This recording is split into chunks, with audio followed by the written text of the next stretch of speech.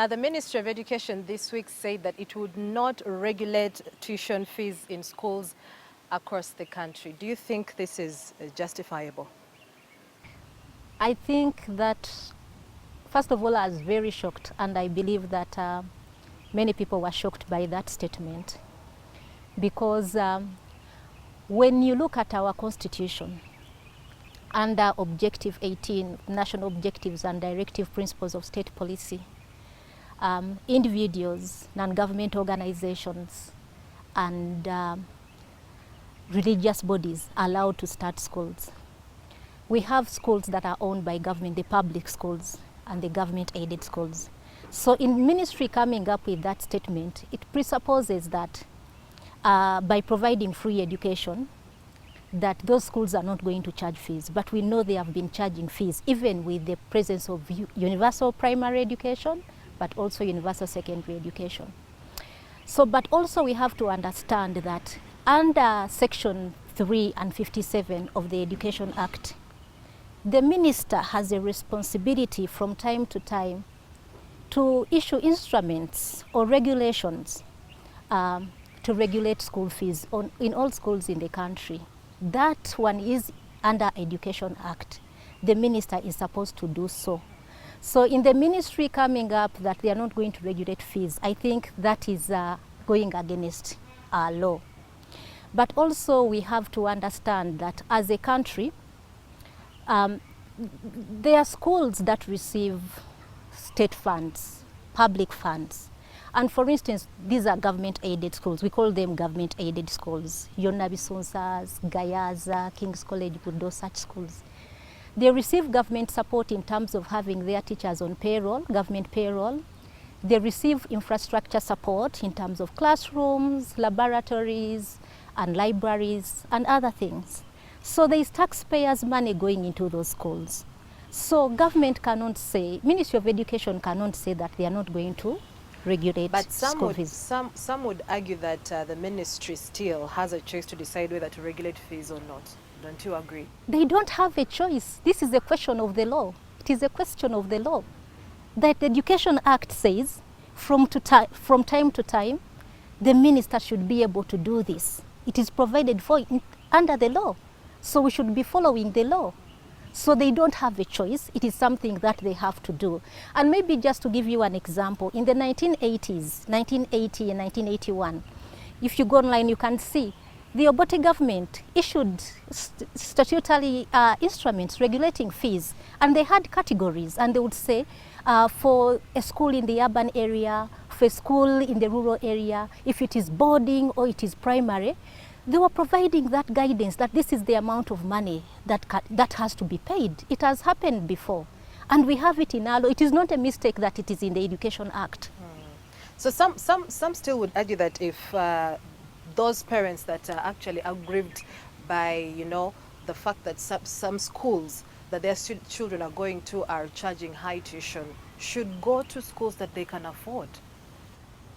I think it is misguided, I should say. Education, healthcare, these are rights. And that can only happen in an incidence where you're talking about a private school, a pure private school.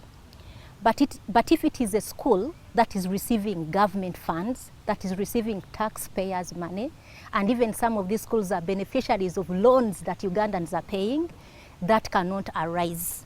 So education is not something that you subject to market forces. So government has to be in charge.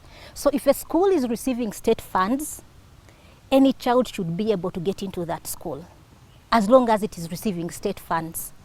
If it is a private school, it is okay. Go there only if you can afford. But if it is government, I think government should have a hand in that. So it shouldn't be about ability to pay. No. Yes. But you see, these schools still argue that the fee structure is mostly incorporated, mostly by the cost of living, which includes, you know, paying the staff, the welfare of the children at school. But us being Ugandans and living in this country and understanding the education sector, we also know that there are government schools, government-aided schools, that are charging even more highly than the purely private, which are of the same standard. And why is that so? That a government-aided school, that is, whose teachers, majority are on government payroll, who has already the infrastructure, has to charge the same fees as a purely private, probably where even the owner got a loan to construct and has to pay all the teachers and has to meet all the costs. I think that is the point of contention. And maybe just to mention that, in talking about regulation of fees, I think it is going to be very difficult for government to say they are regulating fees for all schools, public, government-aided, and private. I think government has to start with the government-aided schools first. And when they regulate the government-aided school, where state money is going, then they can use that as a benchmark to go for the private. But they cannot just say that they are doing it at once. So government has to clean house, because how do you explain that? I don't want to mention schools here because I don't want to be campaigning for schools, but we purely know that they are government-aided schools. The Nabisonsas, the Gayazas. I went to Nabisonsa Girls, but I don't feel that many children are able to go to Nabisonsa Girls now. It is about ability to pay. But is the fees charged in Nabisonsa Girls different from what is charged in Seta High or Chitende SS? These are purely private schools, but these are schools, our contention is that there is state money, they are public funds, taxpayers' money that is going into these schools. But at the moment, they have been reserved for a certain class. Now, previously, the ministry has made attempts to regulate school fees through issuance of guidelines and circulars. Do you think these have actually yielded any results, or have these been effective? They have been largely ignored at best. And the reason why they are ignored is because there is no binding force. And that is why we are saying that when you have a legal instrument, when the minister issues a legal instrument, there are sanctions to that. Otherwise, you get up to the permanent secretary, Ministry of Education, writes a circular. They are simply ignored. It has been happening. They have been issuing these circulars, but they are not yielding result because they are not binding. But when we have legal instruments, the sanctions will be there. So what is the likely impact of the ministry not regulating school fees for both primary and secondary schools? The impact is huge, and I will tell you, and I will use government statistics. The latest report by the Uganda Bureau of Statistics says that 6 out of 10 people that drop out of school, it is because of cost. Uganda Bureau of Statistics. 6 out of 10 Ugandans who drop out of school, it is because of cost. The global education monitoring report that was published by UNICEF in 2022 spotlights Uganda as one of the countries where 30% of parents have to borrow to pay fees. When you look at that picture, and of course, you know, when you look at those figures, the figures could be more. Mildred, you are Ugandan. I believe you have people who will call you, even your peers. My daughter is sitting PLE. Please help me with 500,000. You have family members who will call you. That is all private debt which is not even captured. So when we talk about 30%, when we talk about 6 out of 10, you know, those figures could actually be higher, much higher. So we have people getting into private debt because of school fees. Parents are borrowing to pay school fees, and such a thing should not be happening. But also, we realized that when we had COVID and our schools were reopened after 2 years, even NTV covered the stories. There was exodus of children from private schools to public schools because people's incomes had been affected. Their livelihoods had been affected. They were running to public schools, and those public schools were struggling with infrastructure. They could not cope with the numbers. What are we saying? As government, you're saying this is the state. Expand the infrastructure. Set up schools in areas where there are no schools. It is okay for the private to exist. People can set up schools. It's provided for in our constitution. The private can.